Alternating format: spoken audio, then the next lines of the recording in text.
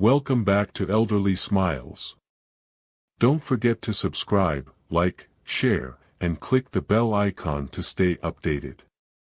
Let's begin the discussion. We all want to know the secrets to a happy life, right? Especially as we get older.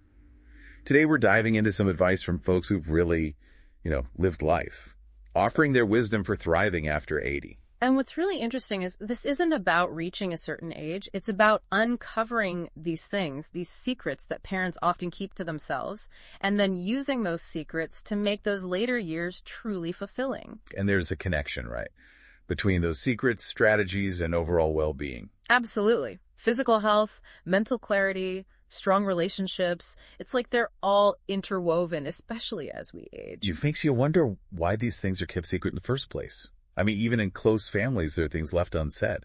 Why do you think that is? I think it's about protection more than anything. Parents, they hold back certain truths, not to deceive, but to kind of shield their children from burdens or even preserve a sense of harmony. It's a natural instinct to want to protect those you love. Yeah, to kind of smooth the path a bit, even if it means keeping some things to themselves. Exactly. And the first unspoken truth is something I think a lot of us can relate to, the tendency to blame our ancestors or parents for life's challenges.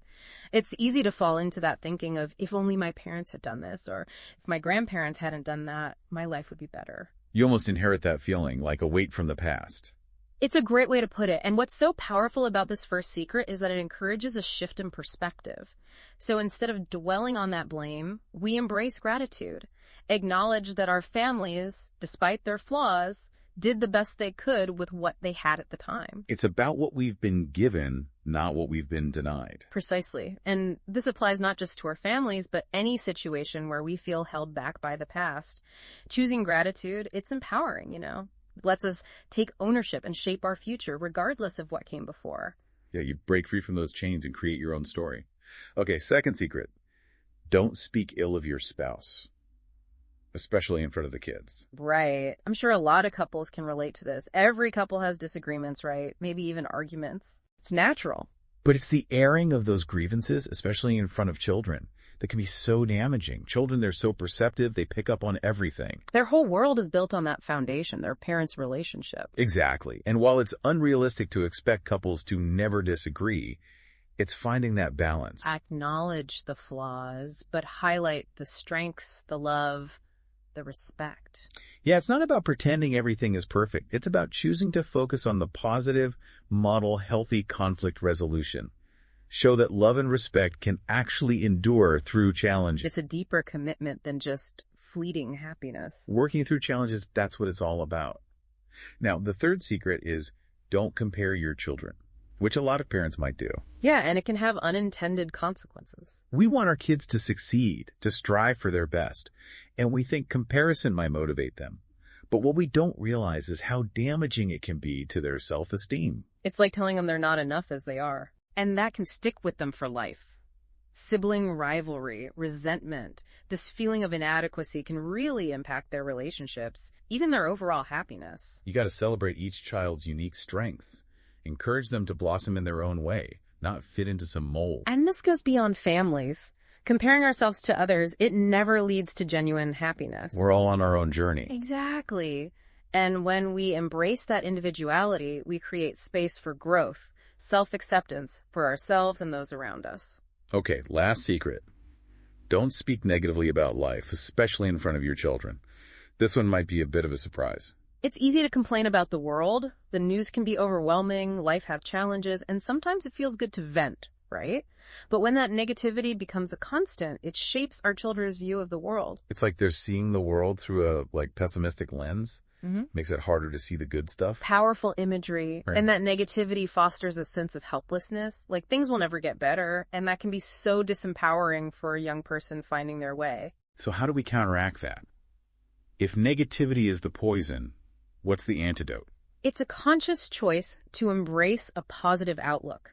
Find the silver linings, the moments of joy, the gratitude, even in the midst of challenges. You reframe difficulties as opportunity. Exactly. And it's not about ignoring the problems, it's about acknowledging them, but also focusing on solutions. What can we do to make things better? Change the language, right? Instead of the world is a terrible place, it's There are challenges, but we can work together. Yeah, it's a subtle shift, but it makes all the difference. Teaching our children they have the power to shape their own lives, contribute to a better future. Powerful stuff.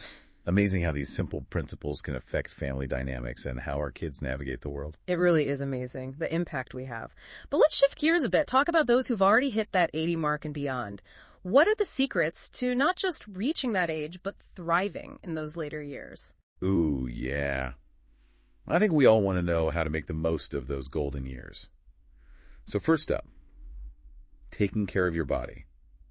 Seems obvious, but I'm guessing there's more to it. You got it. It goes beyond just, living longer. It's about enhancing the quality of life as we age.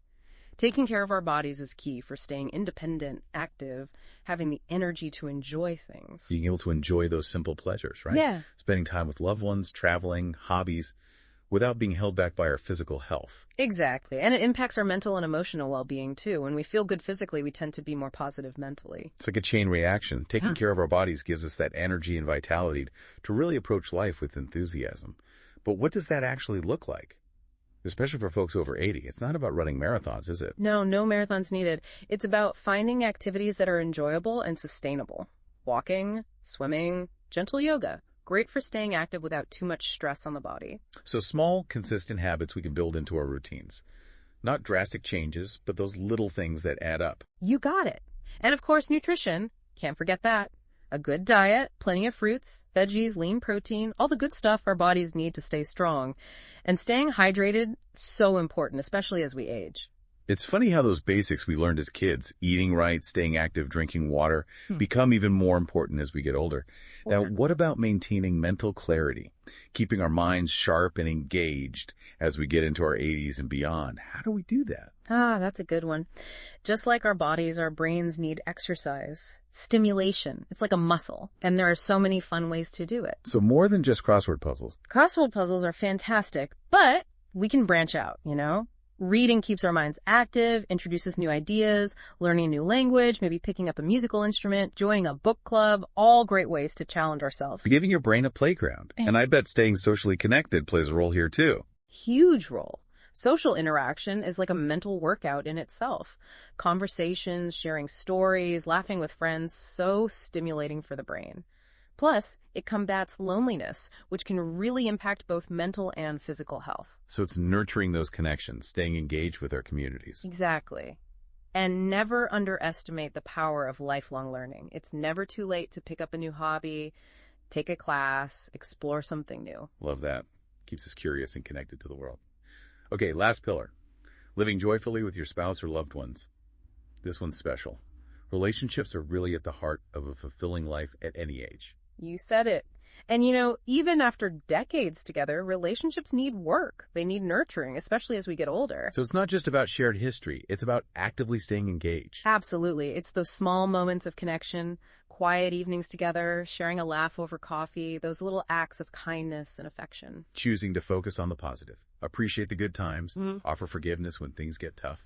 Remembering why you fell in love in the first place.